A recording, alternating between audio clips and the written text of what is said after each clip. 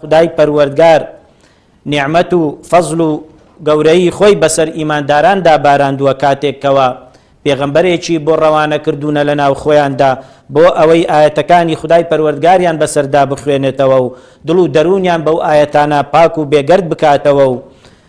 ئاەتەکان و کتاب و فەرمایشتەکانی خدای پەروەردگار و سنەتەکەی پێغەمبەریان فێر بکات و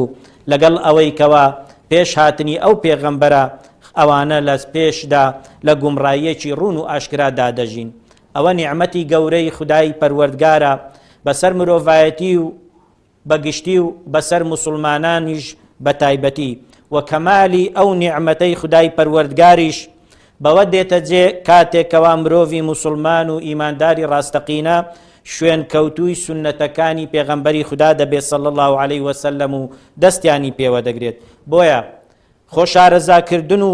دیراسەکردنی لایەنەکانی ژیانی ئەو پێغەمبەرە سەڵات و سەلامی خوای لەسەر بێت تاکە ڕێگایە بۆ بەدەستهێنانی تەواو و کامیلی ئەو نیعمەتە کە نیعمەتی ناردنی پێغەمبەری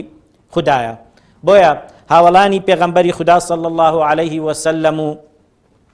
پیاوچاکانی ئومەتی محەممەد صلی الله علیه وسلم دایم لە هەولی ئەوە دابوونەکەوە شارەزایی لایەنەکانی ژیانی پێغەمبەری خدا بن صلی الله علیه وسلم